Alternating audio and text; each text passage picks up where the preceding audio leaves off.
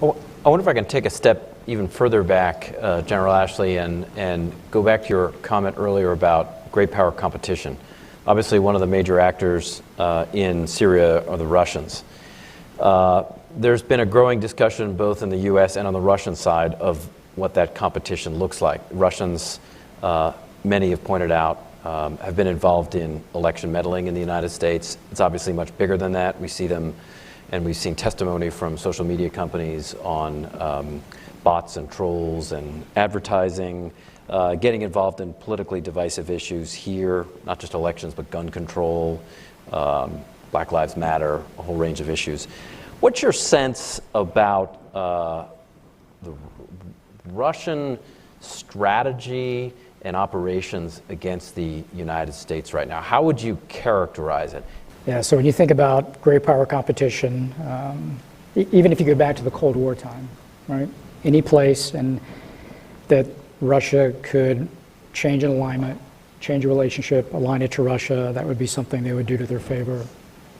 They would want to do that. I don't think it's qualitatively that much different now. So where they can get a foothold into a particular nation, develop a relationship affinity to make sure that to work in some degree to distance that particular nation from the U.S. Much with China, with Russia, I spend a lot of my time just trying to read as much background as I can to get an appreciation not only for what's happening today, but understand some of the context of the history that's got us there. And one of the interesting articles that I read was about a concept called reflexive control. And the article that I read dates this back to the time of Lenin and the Bolsheviks.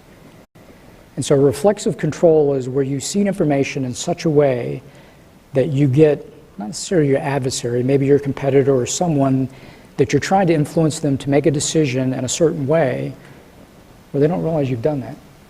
Where the decision that you've made is exactly the outcome they desire, but you're unwitting that they seeded information in a certain way to draw you toward that decision. And so I thought reflexive control is a very interesting concept, but it's not new. So think about human operations, whether it's dealing with individuals through diplomatic channels, whether it's a Voice of America from the US, whether it is Russian television, and the kind of audiences that you can reach now in a digital age. So as I go from Lenin and the Bolsheviks, which was in the tens to hundreds of individuals trying to gain influence, to where you can near simultaneously, globally, in a digital age, look to seed ideas and shape opinions, reflexive control. So I think the strategy itself is really nothing new.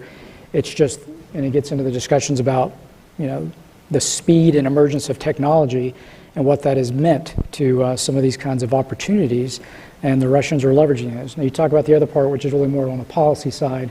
What have we done? I don't want to talk about vulnerabilities or weaknesses. What I would say but this is really kind of something that is in Putin's DNA as a former KGB agent. It is in his DNA to have these kinds of strategies in which he looks to push out this kind of disinformation. The other part is think about the instruments of power in a democracy and the branches of government we have and the healthy debate that we have about things like this, which is good. It is our strength. But think about the ability and the speed of decision if those decisions and that strategy and that direction can reside in one individual. So therein you have the challenge of the pace of operations when one individual can drive those kinds of things.